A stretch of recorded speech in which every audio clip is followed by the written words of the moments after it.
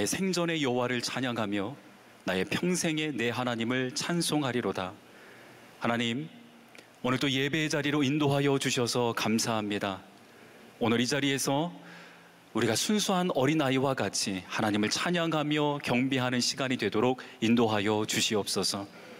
그래서 이 자리에서 함께 하시는 최상의 하나님께 우리의 최선의 것을 드리는 복된 시간 되도록 인도하여 주옵소서. 예수님의 이름으로 기도합니다. 아멘. 교독문 96번 어린이 주일을 다 함께 교독하겠습니다. 보라, 자식들은 여호와의 기업이요 태열매는 그의 상급이다. 젊은 자의 자식은 장사의 수중의 화살 같으니 이것이 그의 화살통에 가득한 자는 복되도다. 이르시되 진실로 너희에게 이르노니 너희가 돌이켜 어린 아이들과 같이 되지 아니하면 결단코 천국에 들어가지 못하리라.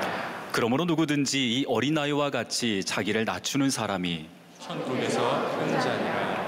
또 누구든지 내 이름으로 이런 어린아이 하나를 영접하면 곧 나를 영접함이니. 또 아비들아, 너희 자녀를 노엽게 하지 말고 오직 주의 교훈과 훈계로 양육하라. 마땅히 행할 길을 아이에게 가르치라. 그리하면 늙어도 그것을 떠나지 아니하리라. 아멘. 모두 자리에 앉아 주시기 바랍니다. 우리 찬송가 199장 나의 사랑하는 채 우리 함께 찬양하겠습니다.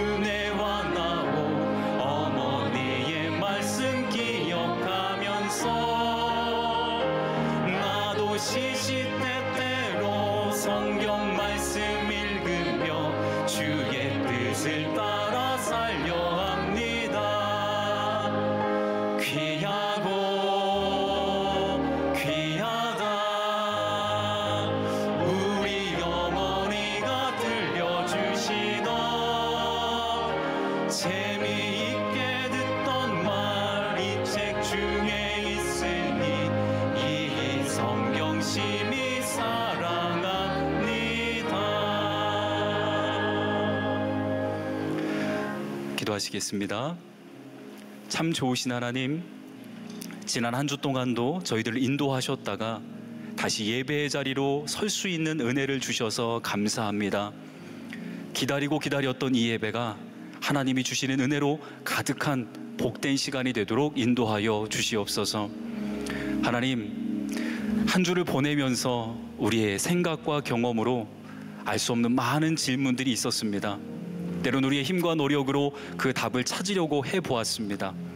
그러나 우리의 이런 노력이 만족할 만한 답을 주지 못한다는 것을 깨닫기도 했습니다. 하나님, 저희가 이러한 신앙의 여러 질문과 물음을 가지고 주님 앞에 나왔습니다. 오늘 예배를 통해 성령님을 통한 깨달음과 감동이 있게 하여 주시고 어린아이와 같이 순수하게 말씀을 받고 하나님 앞에 결단하는 시간이 될 수 있도록 인도하여 주시옵소서. 이 시간 하나님의 말씀을 증거하시는 김병삼 담임 목사님과 함께 하셔서 하나님께서 주시고자 하는 말씀이 온전히 증거되게 하여 주시옵소서. 증거되는 이 말씀이 우리 모두에게 역사하여 하나님의 답을 깨닫고 반응하는 시간이 되도록 인도하여 주시옵소서. 그래서 한 주 동안 하나님 앞에 결단하며 승리의 길을 걸어가도록 인도하여 주시옵소서. 지금 이 자리에 우리와 동행하시는 예수님의 이름으로 기도합니다. 아멘.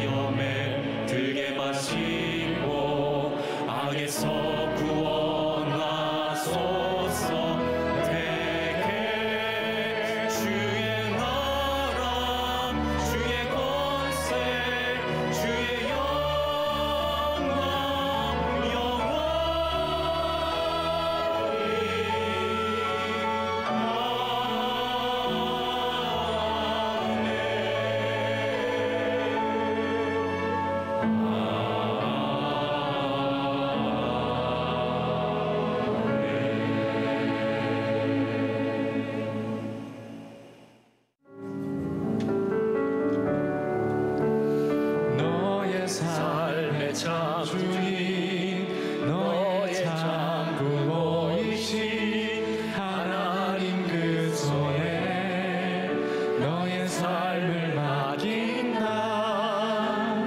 너의 삶의 참 주인 너를 이끄시는 주 하나님 그 손에 너의 삶을 드린. 우리 한 번 더 찬양합시다. 너의 삶의 참 주인 너의 참 부모이신 하나님 그 손에 너의 삶을 맡긴다. 너의 삶의 참 주인 너를 이끄시는 주 하나님 그 손에 너의 삶을 드린다. 우리 한 번 더 이곳에 있는 어린이들을 축복하며 너의 삶의 참 주인 너의 참 부모이신 하나님 그 손에 너의 삶을 맡긴다. 너의 삶의 참 주인 너를 이끄시는 주 하나님 그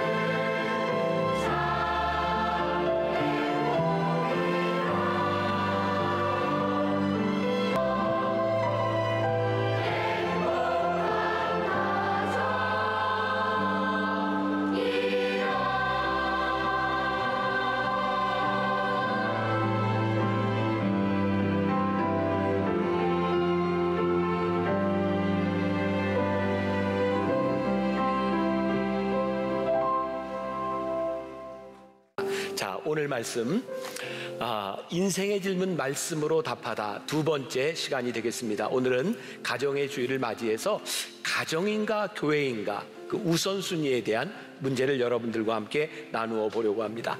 오늘 어린이 주일이고요. 아마 부모된 사람들 모두는 우리의 자녀들이 잘 됐으면 좋겠다 이런 마음들을 가지고 계실 거예요.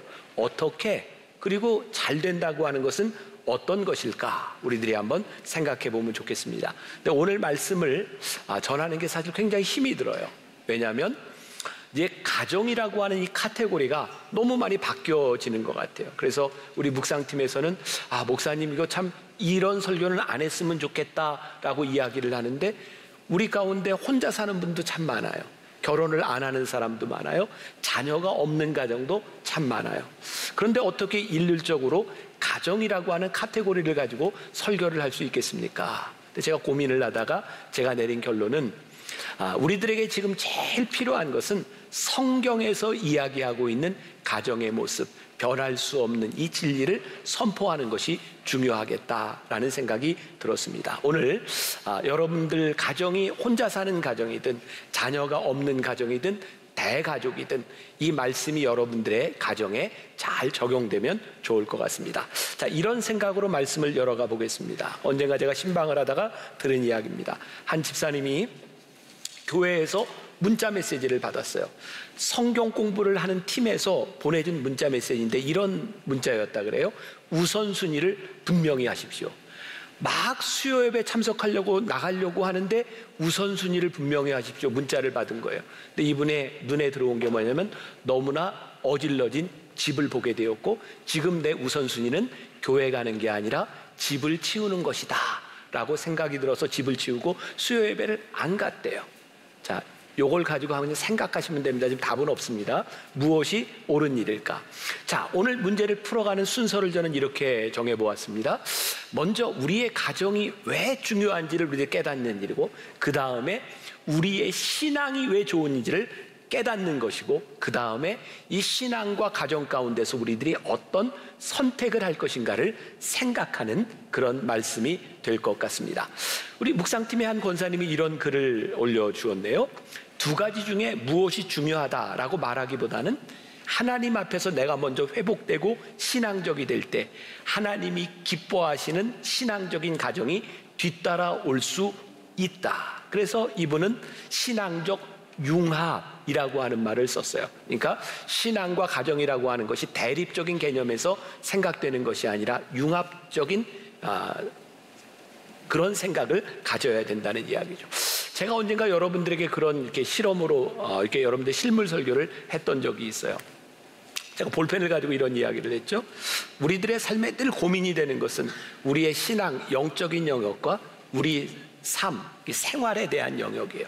신앙인이라면 늘 그런 고민을 하죠. 어떻게 이 균형을 맞추며 살 것인가, 그렇죠? 균형을 맞추려고 노력을 해요. 근데 이게 쉽지 않습니다. 조금만 무게 중심이 옮겨져도 이 균형을 잡는 게 쉽지 않아요. 지금 잡았어요. 근데 언제 떨어질지 몰라요. 그런데 우리들이 균형을 잡는데 이런 방법이 아니라 이렇게 잡는 방법이 있죠. 훨씬 쉽습니다. 우리가 신앙적인 영역이 필요하다고 생각할 때 우리들의 삶을 신앙적인 영역으로 옮기는 거죠.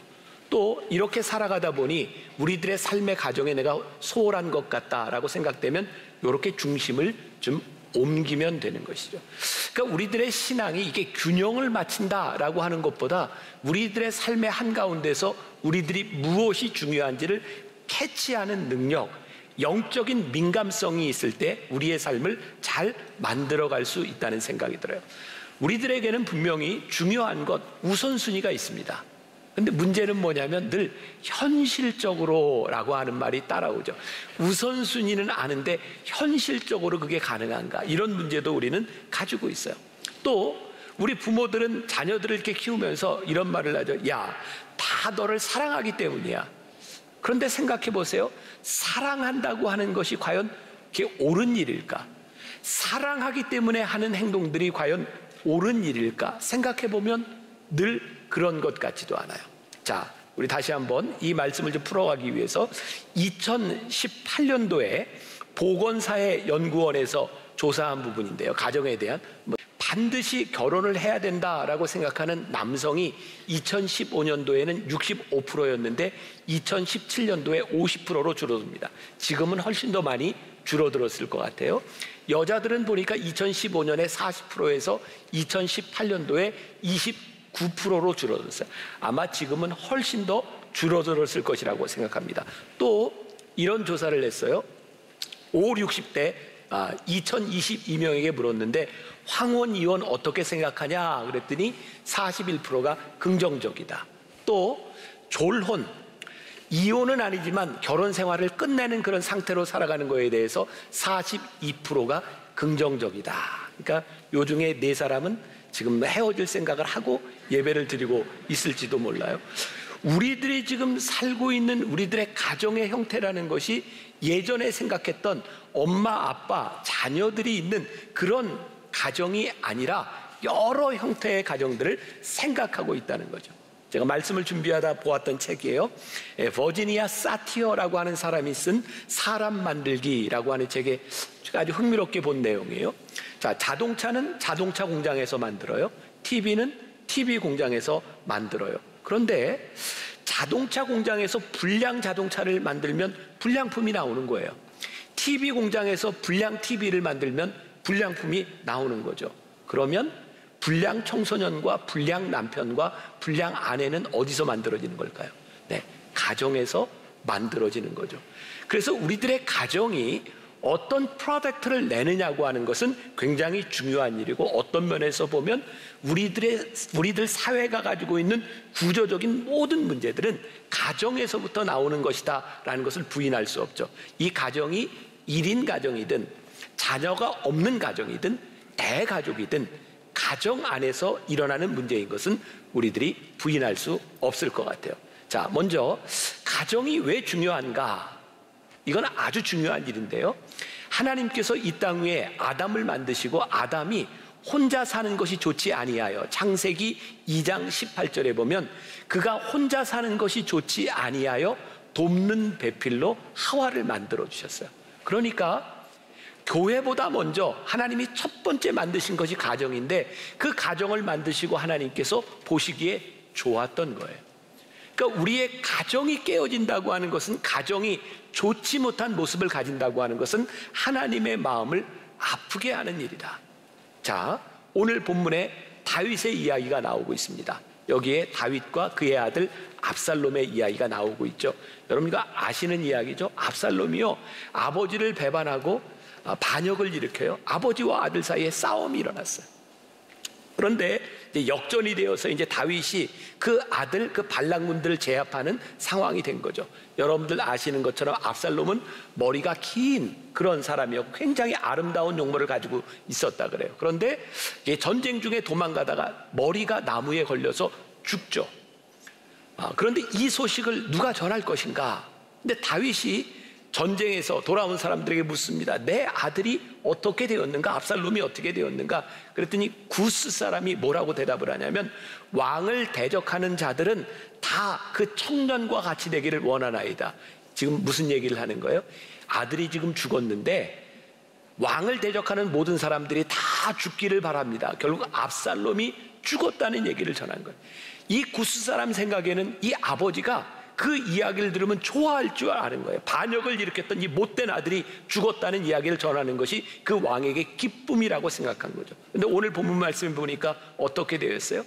다윗이 그 이야기를 듣고, 내 아들 압살롬아, 내 아들 압살롬아, 내가 너를 대신하여 죽었더라면. 그리고 압살롬의 죽음을 놓고 우는 아버지의 마음이 있어요. 아마 자녀를 둔 부모라면 다 그런 마음이 아닐까요? 내 자녀가 아무리 못됐어도 그 자식이 내 자식인데 그 자식의 죽음을 놓고 왜 어떻게 슬퍼하지 않을 수 있겠어요?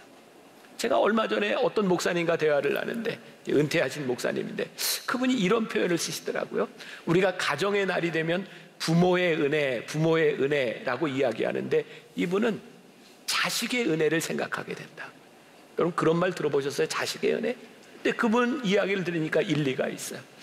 그 자식이 부모에게 주었던 큰 기쁨, 자식으로 인하여 기뻐했던 그걸 생각하면 자식이 부모에게 준 은혜가 너무 크다는 거예요. 다윗이 사랑했던 아들 그 압살롬이 죽었다는 이야기를 듣고 그 아버지가 슬퍼했던 모습, 아마 자녀를 키워본 부모들이라면 우리들이 얼마든지 공감할 수 있는 그런 모습이라고 생각합니다. 성경에는 수없이 이 가정을 잘 지키기 위해서 가정의 구성원들이 어떠해야 되겠다고 하는 걸 말씀하고 있어요. 특별히 에베소서 6장 1절부터 4절까지에 보면 우리 같이 한번 한 목소리로 볼까요? 에베소서 6장 1절부터 4절 시작. 자녀들아, 주 안에서 너희 부모에게 순종하라. 이것이 옳으니라.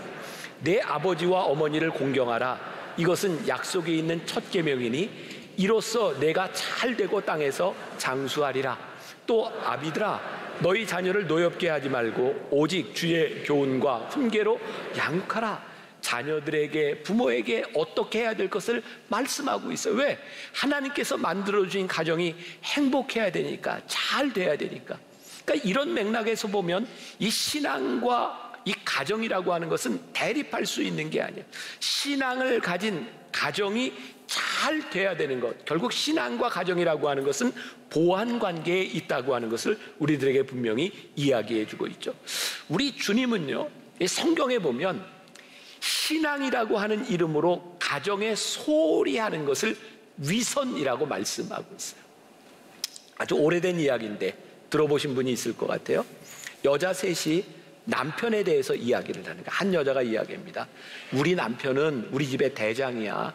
단 한 푼도, 돈 한 푼도 남편의 허락이 없이는 못 써. 두 번째 여자가 이야기합니다. 우리 남편은 우리 집에서 왕이야. 우리 집안의 모든 돈은 남편을 위해서만 써. 세 번째 여자가 우리 남편은 우리 집에서 신이야, 신. 그랬더니 두 여자가 물어보니 신처럼 남편을 대하는 게 어떤 건데? 그랬더니 이 여자가 나는 우리 집의 수입의 90%는 내가 쓰고 10%는 남편을 위해서 써. 이게 무슨 뜻인지 또 모르는 분도 좀 있는 것 같아요. 자, 남편을 위한다고 하지만 사실은 위하는 게 아니다. 그냥 뭐 재밌게 만든 농담이겠죠. 이게 성경에 보면 예수님께서 마가복음 7장 11절부터 12절에서 이런 말씀을 하세요. 같이 한번 읽어볼까요? 시작. 너희는 이르되 사람이 아버지에게나 어머니에게나 말하기를 내가 드려 유익하게 할 것이 고르반 곧 하나님께 드림이 되었다고 하기만 하면 그만이라고 하고 자기 아버지나 어머니에게 다시 아무것도 하여 드리기를 허락하지 아니하며, 당시에 율법을 지키는 사람 중에 고르반, 하나님께 드린다라고 하는 건데, 이걸 하나님께 다 드렸으므로 자기 아버지와 어머니에게 해야 될 의무를 다하지 않는 것, 그거 잘못됐다는 거예요. 다시 말하면 신앙이라는 이름으로 우리들이 교회에 충성하고 우리들이 신앙생활을 잘하는데 정작 자기의 부모, 가정에 소홀한 것을 가리켜서 이 회칠한 무덤, 이 독사의 자식들, 이것이 얼마나 위선적인가라고 말을 하고 있는 거예요. 자, 다시 표현하면 신앙생활을 잘하기 위해서 우리 가족의 행복이 깨어지고 있다고 하면 하나님은 그거 기뻐하지 않으신다는 거예요. 그러니까 하나님은 가정이 깨어지는 걸 기뻐하지 않으신다. 가정이 중요하다고 하는 것을 분명히 성경에서 말씀하고 있는 거예요. 자, 그러면 신앙이 중요하다고 하는 것은 어떤 의미일까요? 자, 다시 이야기합니다. 신앙 때문에 가정이 깨어질 수 없다는 이야기를 했어요. 그런데 이 신앙의 문제에 들어와 보면 우리가 깨닫게 되는 것이 있는데, 가정이 깨어지는 근본적인 원인은 신앙이 깨어질 때 있다는 거예요. 자, 신앙 때문에 가정이 깨어져서는 안 되는데, 가정이 깨어지는 많은 원인들이 신앙이 깨어질 때 가정에 문제가 생긴다는 거예요. 이 문제를 우리들이 풀어가야 되죠. 오늘 본문에 나오는 다윗, 오늘 다윗의 이 가정이 얼마나 역기능적인 가정인지 몰라. 아니, 심지어 아들이 아버지를 배신하고 아버지의 군대에 의하여 아들이 죽어가는 이 어려운 상황들을 직면하고 있어요. 다윗이 어떤 사람이었나요? 가장 대표적인 신앙의 사람, 주옥 같은 시편을 많이 썼던 사람. 우리가 잘 아는 시편 23편, 여호와는 나의 목자시니 내게 부족함이 없으리로다. 이 시편을 언제 썼을까요? 다윗이 도망자 시절에, 그의 인생의 가장 험한 시기를 지나갈 때 주옥 같은 시편을 썼어요. 가만히 생각해 보니까 우리의 인생의 고통의 시간을 지나갈 때 우리는 하나님을 참 잘 의지하고 살아가요. 힘들고 어려운 때 우리의 신앙을 지키는 거 그거 별로 어렵지 않습니다. 그런데 모든 것이 다 풀려가고 평안하게 되면 신앙을 지키는 게 쉽지 않습니다. 다윗에게도 그런 일이 오게 된 거죠. 사무엘하 11장에 보니까 다윗이 범죄하는 이야기가 나요. 아주 유명한 이야기예요. 황혼역에 다윗이 잠을 깨고 옥상에 거닐다가 저 건너편에 목욕하는 여인 밧세바를 보게 됩니다. 성경에 보니까 저기서 목욕하는 여인 밧세바가 아름다워 보인지라. 그래서 자기의 정욕을 참지 못하고 그 밧세바를 데려다 동침해요.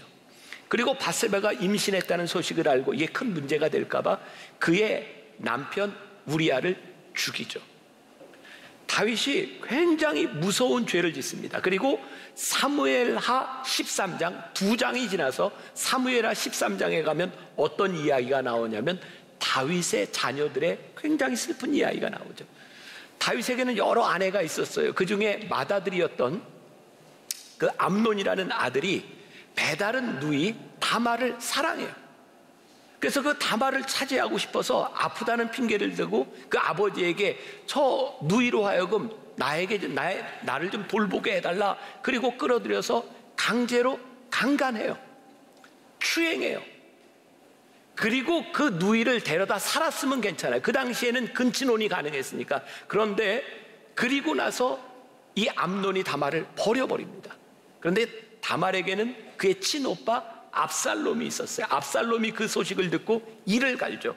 그런데 바로 어떻게 할 수는 없었어요. 그리고 벼르고 벼르다 잔치를 마련하고 그 암논이 거기에 왔을 때 그 암논을 죽이죠. 야, 이제 동생이 형을 죽인 거예요. 그리고 압살롬은 무서워서 도망갑니다. 몇 년 후에 다윗이 그 압살롬을 얼마나 사랑했는지 다시 압살롬을 데리고 와요. 그런데 데리고 온 압살롬에게 아무런 말도 하지 아니하고 혼내지도 아니하고 몇 년의 시간들이 흘러갑니다. 압살롬은 그 시간 동안에 반역을 일으킬 준비를 하죠. 제가 남성성 공부를 하면서 그런 이야기를 했어요. 왜 다윗은 그의 아들들이 이렇게 범죄하고 나쁜 일을 했을 때 그 아들들을 견책하지 못하고 혼내지 못했을까? 이유는 분명하죠. 다윗이 스스로 자녀들을 혼낼 자격이 없다고 생각한 거죠. 왜? 내가 더 큰 죄를 지었으니까. 다윗이 부모로서 자녀를 혼낼 수 있는 자격을 상실한 것은 그의 영성이 깨어지면서부터였어요. 우리는 시편을 통해서 다윗이 어떤 사람인지를 알아요. 그는 새벽을 깨우는 사람이었어요. 하나님을 찬양하는 사람이었어요. 그런데 그가 어느 날 그의 일상, 그의 신앙의 일상이 깨어지고 성경에 보니까 어느 날 자고 일어났는데 언제였어요? 새벽이 아니었어요. 황혼역에 일어났어요. 그가 무엇을 했는지 성경은 기록하지 않습니다. 분명한 것은 그가 하나님 앞에 일상적으로 했던 신앙의 행위가 깨어졌을 때 대적이 우는 사자같이 우리를 두루 찾는 것처럼 다윗의 마음속에 죄가 들어갈 준비가 되어 있었고 저 건너편에 목욕하는 여인을 바라보며 그에게 욕정이 생긴 거죠. 굉장히 중요한 일입니다. 그의 삶의 신앙적 일탈이 그로 하여금 도덕적 타락으로 이끌고 도덕적 타락이 그의 가정을 역기능으로 만들어가고 있는 거예요. 생각해 보니까 가정이 굉장히 중요한데 신앙 때문에 가정이 깨어질 수 없는데 가정이 깨어지는 원인을 보니까 어디에 있어요? 그의 신앙이 깨어지면서부터 그의 가정이 잘못되어 가는 것을 보게 돼요. 신앙적이지 못한 가정에서 우선순위가 얼마나 위험한지, 영성이 죽으면 도덕적 우선순위와 하나님 아빠의 우선순위가 잘못 세워진다는 것을 이 다윗의 가정을 통해서 우리들이 보게 되는 거예요. 그러면 우리들에게 중요한 숙제가 있는 거예요.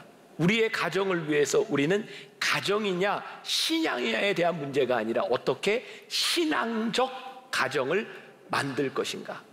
우리들이 이분법적으로 하나를 선택해야 되는 문제가 아니라 어떻게 신앙적 가정이 이루어질 수 있는가를 보아야 되는 거죠. 이게 성경에 나오는 단어 중에 염려라고 하는 단어가 있어요. 고민한다는 말이 있어요. 이거 다른 문제입니다. 성경은 우리들에게 염려하지 말라고 가르치지만 우리들이 깊이 생각하고 고민해야 된다고 이야기해요. 여러분, 가정을 위하여 우리들이 염려하는 것이 필요한 것이 아니라 신앙과 가정 사이에서 우리들이 심각하게 고민하며 우리들의 삶의 스탠스를 가지는 게 중요한 거예요. 오늘 두 가지 간단하게 이야기합니다. 첫 번째는 우리들에게 믿음의 아버지가 필요하다. 또 하나는 눈물의 어머니가 필요하다. 사실 이 부분을 둘로 나누었더니 묵상팀에서 저에게 또 이런 글을 나누어줘서, 목사님, 이제 기능을 아버지의 기능 또 어머니의 기능 이렇게 나누는 것은 이게 젠더 이슈, 또 이거 굉장히 문제가 될 수 있습니다. 요즘은 그렇게 얘기하면 큰일 납니다. 목사님, 이 말 하면 안 됩니다. 그래서 제가 설교를 준비하다 이런 생각을 해서, 그래요, 아버지의 역할과 어머니의 역할이 남자와 여자로 나누어질 수는 없겠지만 믿음의 중심을 잡는 어머니든 아버지든, 그 다음에 자녀를 위하여 눈물을 흘리는 어머니든 아버지든 이것이 분명히 존재해야 된다. 그래서 여러분들이 이 아버지를 어머니로 넣어도 좋아요. 그러나 믿음의 아버지가 필요하다고 하는 것, 믿음의 중심을 잡는다는 것이 얼마나 중요한가. 지난주에 남성 성경 공부가 끝났어요. 그리고 마지막에 이렇게 간증하는 시간들이 있었는데, 한 아버지가 아마 지금 예배를 드리고 있을지도 몰라요. 그런 간증을 했어요.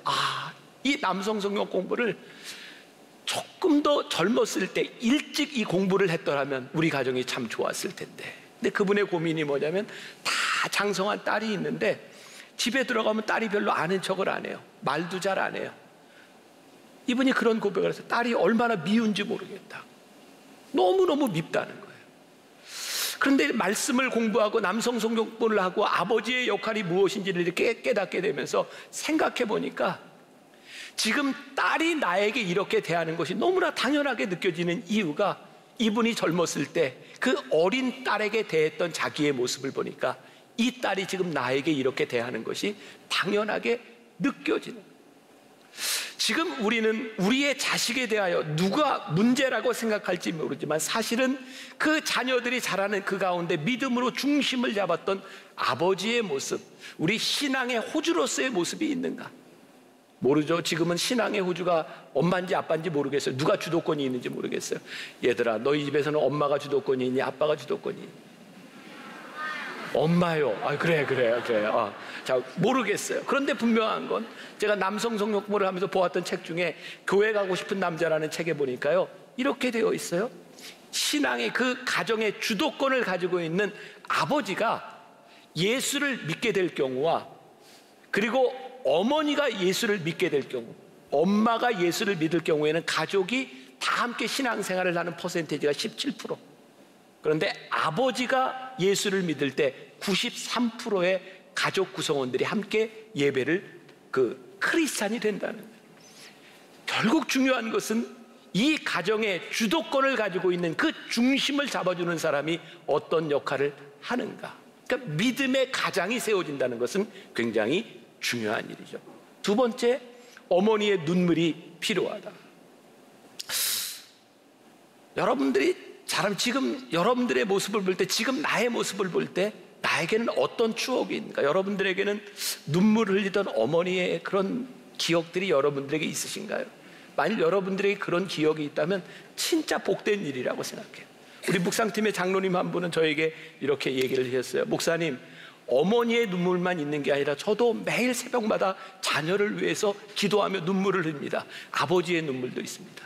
아버지든 어머니든 자녀를 위해 흘리는 눈물은 굉장히 중요한 거죠. 자식의 문제를 가지고요, 치맛바람, 요즘은 치맛바람이라고 하면 또 안 되나? 2022년 올해죠, 2월 조선일보 아무튼 주말이라는 섹션에 보니까 문화가 변하고 있대요. 특히 코로나 때문에도 그렇고 재택근무를 하면서 요즘은 초록 어머니회 이렇게 이거 뭐죠? 네, 다 안 해요. 네, 그게 엄마만 하는 게 아니라 아빠들도 요즘은 한대요. 그래서 헬리콥터 맘이라는 말이 아니라 요즘은 헬리콥터 데디. 학교에 아빠들이 많이 찾아간대요. 그래서 치맛바람을 일으키는 게 이제 엄마만 아니라 아빠들도 그 일을 한다는 거예요. 근데 제가 이런 도전을 드리고 싶어요.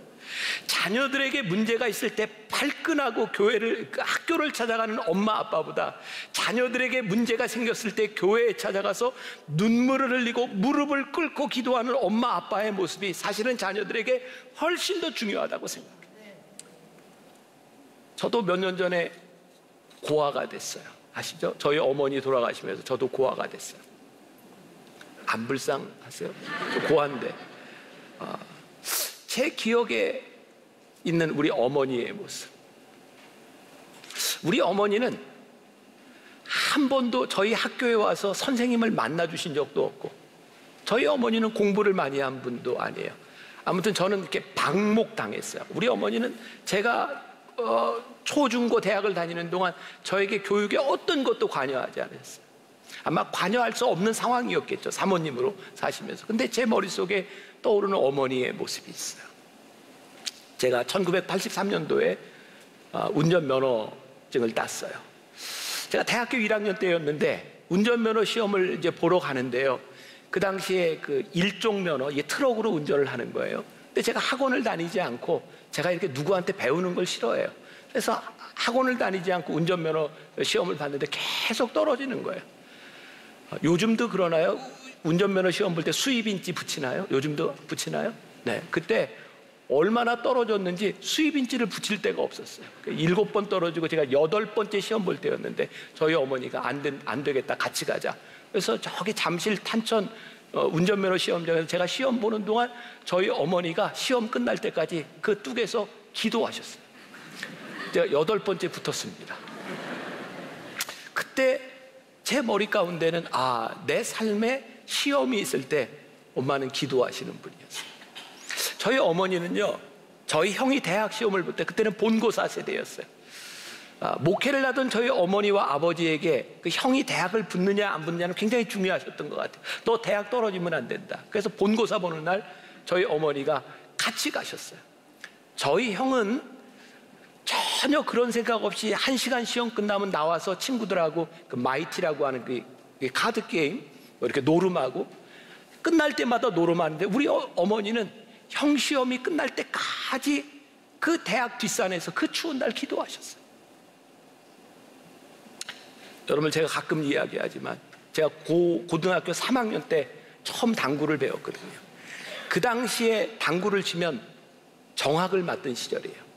그래서 저는 당구를 정학 맞지 않으려고 밤 12시부터 새벽 4시까지 당구장에서 당구를 쳤어요. 학력고사 봐야 되는데 그 당구를 배우고 났는데 그게 안 끊어지는 거예요. 그래서 매일 새벽에 이렇게 4시에 이제 끝내고 들어오면 저도 이제 고3인데 4시에 앉아서 이렇게 공부하려고 하면 저희 어머니가 제 모습을 보고 야, 공부도 좋지만 잠도 자야 되지 않겠니? 뭐 이렇게 얘기를 하시는데 이 당구가 안 끊어지는 거예요. 근데 그해 10월입니다.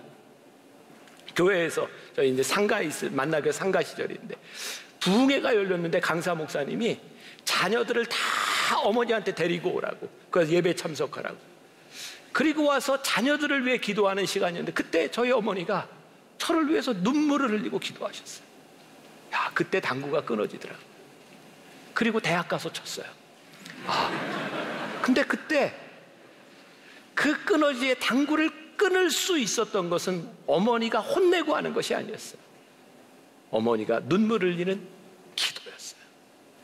오늘 제가 여러분들에게 도전하고 싶은 거예요. 믿음을 지켜주는 믿음의 호주가 있는가? 그리고 자녀들의 인생의 가장 중요한 순간에 자녀들을 위해 기도하는 엄마의 눈물이 있는가? 2006년도에 하인츠 워드라고 하는 유명한 미식축구 선수가 영웅이 됐죠. 한국계 혼혈입니다. 미국 군인과 결혼해서 미국으로 가는 그 엄마, 아버지는 떠나가고 엄마 혼자 아이를 키워야 했던 그 엄마는 호텔에서 일을 하고 음식점에서 일을 하면서 아들을 키웠어요. 그런데 그 아들내미가요, 다른 친구들한테 엄마를 보이는 걸 부끄러워했어요. 그래서 학교 데려다 주면 이 아들이 문을 열고 잽싸게 나가고 엄마는 누가 볼까봐 그 운전석에 이렇게 푹 숙여서 사람들에게 보이지 않도록 하는 그런 엄마였어요. 어느 날 하인츠 워드가 학교에 갔어요. 문을 열고 탁 나가려고 하는데 엄마는 자기의 얼굴을 보이지 않으려고 딱 눕히는데 그때 엄마의 눈물을 봐요. 하인츠 워드가 이렇게 고백하죠. 그날 엄마의 눈물을 보는 그날 나는 바보로 보던 엄마를 바로 보게 되었다. 그리고 엄마의 눈물로 인해서 하인츠 워드는 그의 삶의 가치관이 변하죠. 그리고 위대한 인물이 돼요. 오늘 여러분들에게 던지고 싶은 도전이에요. 눈물의 기도가 있는가? 믿음의 중심을 잡아주는 아버지가 있는가? 행복한 가정은 자녀들의 기분을 맞춰주는 교육 방식에 있지 않아요. 자녀들의 기분을 맞춰주면 즉흥적이 되고 부정적인 사람이 돼요. 내 기분에 맞지 않으면 안 돼. 내 마음에 들지 않으면 바꿔. 얼마나 즉흥적이 되는지 몰라요. 우리들에게 굉장히 중요한 것이 있어요. 내 마음에 들지 않기 때문에 유치원도 바꾸고 학원도 바꾸고 교회도 바꾸고 아무거나 바꾸어 버리는 사람들이 아니라 내 마음의 중심, 내 신앙의 중심, 내 삶의 우선순위가 무엇에 있는지, 어떤 일에도 내가 포기할 수 없는 내 삶의 우선순위, 신앙의 우선순위, 하나님이 우리들의 삶의 우선순위가 되어 중심을 붙잡아 줄 때 그 자식이, 그 가정이 바로 되지 않겠습니까? 가장 명확한 기준, 하나님보다 앞서지 말아라. 다윗이 정욕이 불타오를 때 하나님보다 앞설 수 없다고 그의 믿음이 있었다면 그것은 이길 수 있었을.